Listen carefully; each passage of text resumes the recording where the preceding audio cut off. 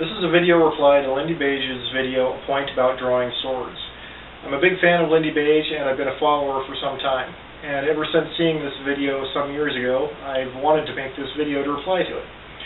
You start off with sabers, and I'm a collector of antique arms and armor, so I'm going to go with sabers. Military weapons actually, for the most part, did have metal scabbards that, believe it or not, went kind of shing as you drew them. You mentioned in your video that engineering tolerances wouldn't allow that.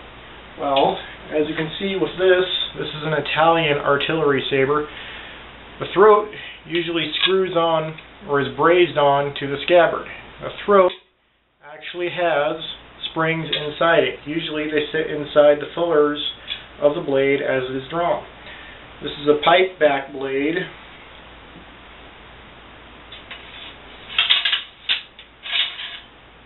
So they rest inside the flats of the blade. For contrast, this is a Swedish cavalry sword. It also has springs held in by a screw in the throat. It also makes a bit of a noise. This is a double-edged blade for comparison. These springs don't quite fit in the filler, or as a lot of people mistakenly call it, blood groove, which is another story entirely.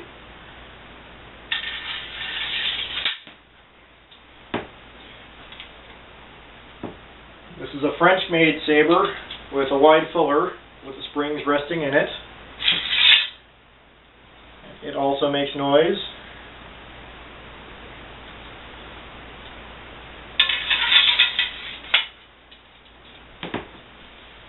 And an American cavalry saber. This one actually has a wooden scabbard, but a steel throat. And it also makes a quieter noise when drawn, but one that I've got of this pattern also is a bit louder. And as you can see, a completely metal throat, which also has springs inside of it.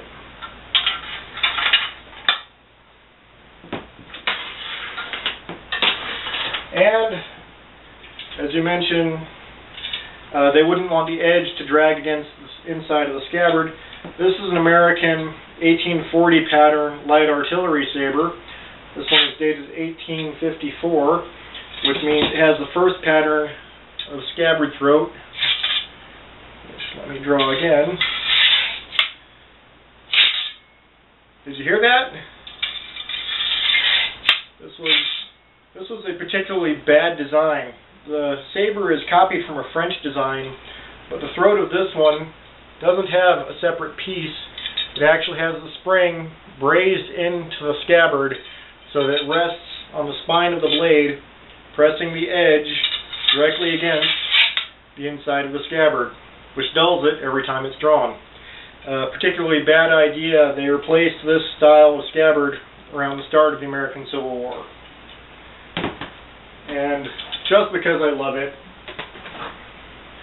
as mentioned about katanas not making noise, this is my Koto era katana, which makes a beautiful wood noise, as you mentioned. It does not go shing, as is shown in The Last Samurai with Tom Cruise. Thank you.